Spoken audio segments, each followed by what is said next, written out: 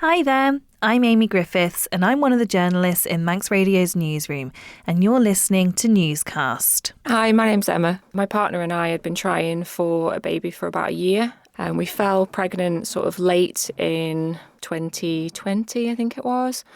And probably about a week after we found out we were pregnant, I had some bleeding and some spotting and was basically told to wait until the following day for a scan.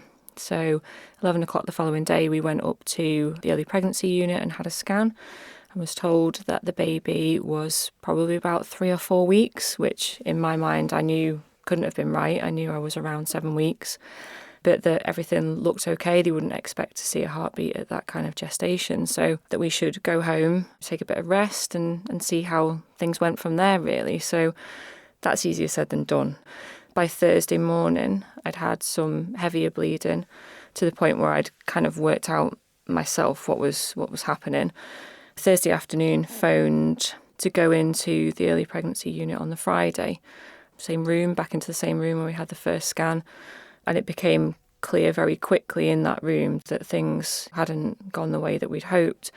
They turn the monitor around the other way as they do, so you can't see what's happening, which to me just tells you everything you need to know without actually saying. So the doctor came into the room shortly afterwards, confirmed that I'd had a miscarriage and that it was a complete miscarriage, but that's almost how it was left. So the doctor and the nurse walked out of the room and just sort of said, take your time, stay in here as long as you need to, and then go when you're ready. My partner and I looked at each other and thought, go where exactly? What do we do? What are we supposed to do? The doctor had said to us before he went to do another pregnancy test in 3 weeks' time, and to hope, of all the words to use, to hope that it was negative. And I think that's probably one of the most painful things throughout it all that I heard. You spend so long hoping that that test is going to be positive, to then flip that on its head and hope that it's negative is a really, hard sentence to digest. So we took a few minutes, walked out of the room and walked to reception and just sort of said to me, is there anything else you need from us? What do we do now? And she was like, no, you're free to go. And I was like, okay.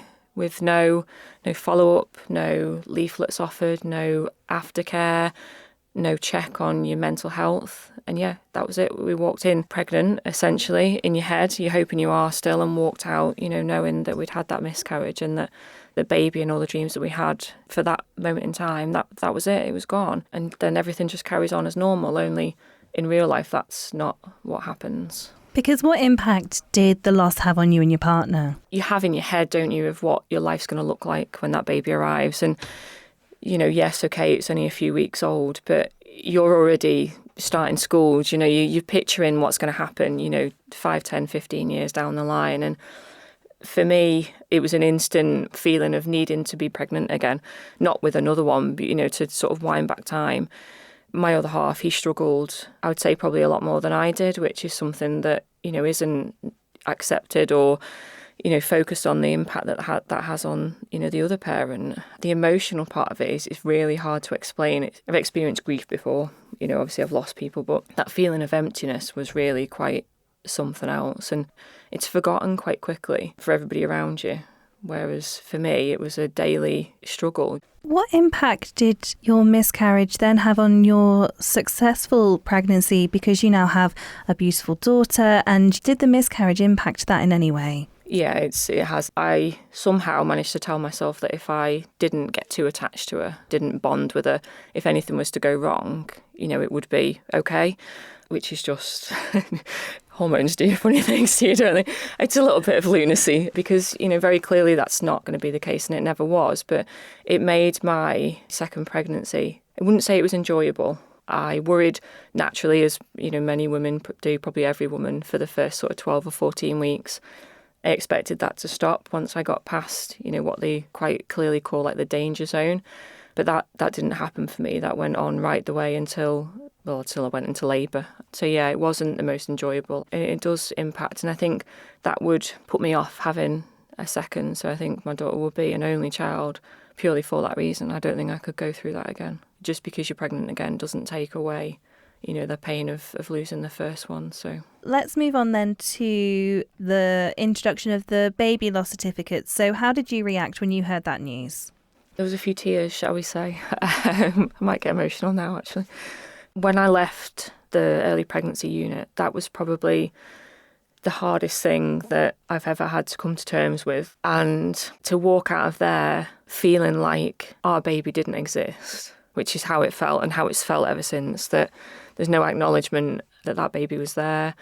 You know, you've got a scan of a very tiny little baked bean, and that's basically all you have of that. And unfortunately, those are attached to a really painful, distressing period of your life. So to actually have something there to say that, you know, my baby did exist, albeit for a really short period of time, yeah, makes me quite emotional.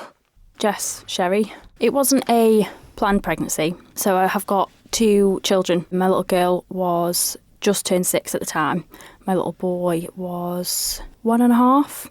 And then obviously I just had a feeling, I think I was about 4 days till I was due on. And I just had a feeling, obviously being pregnant before, you kind of know the signs. I was like, oh, okay, I'll take a test. Immediately positive. I was like, oh, okay, 3. And then after the initial shock, you get excited then. I was like, no, we can do this. 3rd one, family complete. Yeah, I was just really looking forward to it then. We were just so excited. And then I found out, just shy of 4 weeks. And then I hit 5 weeks. I'd started getting some pains, but I kind of brushed it off because obviously with early pregnancy, everything's moving, shifting, especially if you've been through pregnancy before, your body kind of just snaps back. It's like, I've done it before, I know what to do. I just put it down to that. And I think that was the Sunday. The Monday, the pain started getting worse. So I rang the doctors and they were like, oh, I don't know, it could be fine. Just see how you get on. And then I had one doctor phone me back and she was really, honestly, quite amazing, to be honest. She was like, no, I think you need to go to A&E just to rule out ectopic or what's going on, just to be on the safe side. But it kind of subsided a little bit, so I just kind of brushed it off and I didn't go to A&E. And then I also had another doctor phone me who was quite harsh, actually. He was like, well, if it's a miscarriage, we can't really do anything about it. I was like, oh, that's nice. Okay, thank you. By the Thursday, I started getting really ill, really, really not well at all. But again, brushed it off, thought, you know what, pregnancy, it is what it is. It comes with all sorts of pains and illness and sickness and everything. But by the Friday, the pain was so bad, I couldn't even, I remember driving to drop my little girl to school and I was literally hunched over. And I was like, I actually think I do need to actually go and see someone. But I was like, I'll just see how I am throughout the course of the day and see if it subsides or what. I didn't want to make a big deal if it was nothing. So I went to my friend's house and that's when she looked at me and she was like, no, you need to go. I had to ring an ambulance. I'd got that bad. As soon as I got to triage, they took my stats and rushed me straight through. And the doctor came in, scanned me, and she was like, yeah, we need to go to the proper scan room to get a sonographer to scan you. And I was on my own as well. My partner at the time couldn't leave work. So when they got me to the scan room, they were doing the scan. And obviously, having been pregnant before, you know what to kind of look for. So I was looking and I was like, oh, I don't know really what I'm seeing here. So that kind of rang alarm bells. And then the sonographer was like, do you know why we've had to scan you? I was like, oh yeah, it's a real ectopic. And she was like, yeah, I'm really sorry to say, but it is. And then I just broke down. So yeah, and I remember obviously being on my own and just sobbing, and the doctor and the sonographer just holding me. And then they wheeled me straight down to the women's ward 4. So within getting to A&E and surgery, it was like 3 hours. And I had to have an emergency surgery to take my whole right tube out. Yeah, it was just, it was so quick, so shocking. My partner at the time only got to the hospital just as they were wheeling me to surgery. So having to deal with that on my own as well was quite traumatic. The aftercare, I remember before they wheeled me to surgery, I think it was one of the healthcare assistants, she was like, it's fine, don't cry. I'm like, I want to cry. I think I'm entitled to cry. So I think, especially over here as well, I feel like that a lot more needs to be done in the kind of support, and the aftercare was quite shocking as well. I think the only reason that I received mental support was because I was already in with the mental health team over here. But had I not been, I don't think I would have received any. And in terms of wanting to see kind of improving attitudes, there definitely seems to be this attitude of, oh, well, it's only a miscarriage. And is that something that you very much felt? Definitely, especially with the second doctor that phoned. Like, well, yeah, if it's a miscarriage, it is what it is. Nothing we can really do about it. I'm like, well, that's really not helpful. It's not good to be told that. Obviously, medically, yeah, maybe there isn't anything you can do, but you can be supportive, you can be nice about it, or choose your words wisely. It is kind of just brushed off. And it's not as easy as they make it seem. Did it have a lasting impact on you then, your experience going forward after that? Massively. Since then, I've been petrified to even consider having another one because of the aftercare. Obviously, with me already having an ectopic, I've got a higher risk of having another one. And if I was to have another one, that would be my other tube gone. So it is very scary, especially with the lack of support. Obviously, if my other tube was to go, then that would be me completely infertile, unless I was to go down an IVF route, which is not something anyone really wants to do unless they have to. Yeah, I think the support, especially mentally for women, there needs to be more. When you heard that Manx Care was going to be offering these baby loss certificates, how did you feel about that? It gave me like a really positive feeling, just to acknowledge that what I went through, I did go through that. There was a life that could have been had. I think it's amazing. When I did have the ectopic, my friend actually made her own certificate of life. So to have an official one, recognising that, it's amazing. It just gives you that sense of acknowledgement that that did happen and it's real. My name is Diane Rubery and I'm the lead midwife for bereavement care here at the Jane. It was really prompted by myself following on from the English government producing a certificate for mums in England, and I felt that on the Isle of Man, we didn't actually have this facility. So babies that are born before 24 weeks are not legally viable. So they're not actually recognised by official government departments.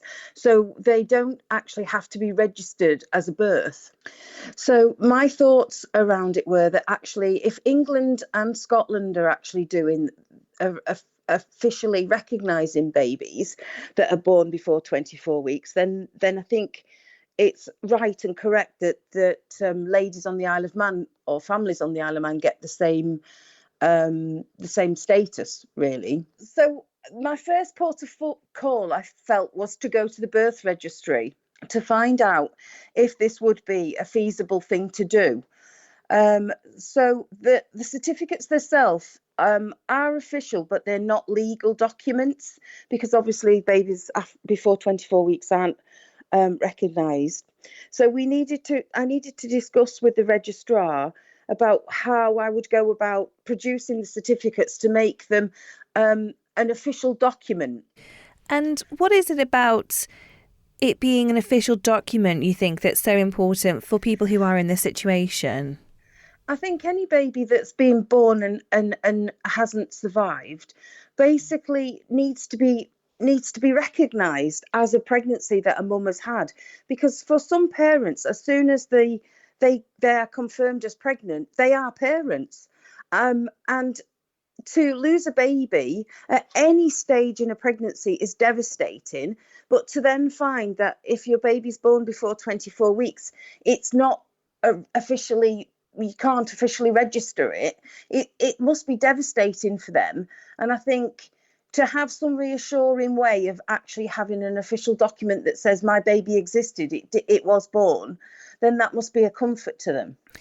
And do you think it's something that's becoming more generally accepted, that actually, as you say, a miscarriage, no matter at what stage of the pregnancy, is a loss and it is something that people have to grieve?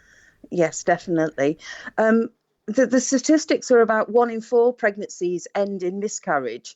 And it's not spoken about. People do not have a conversation about having lost a baby. It's just a massive, difficult conversation that people don't want to go down. And often lots and lots of your friends or colleagues might have had a miscarriage, but it's just not brought out. It's not spoken about.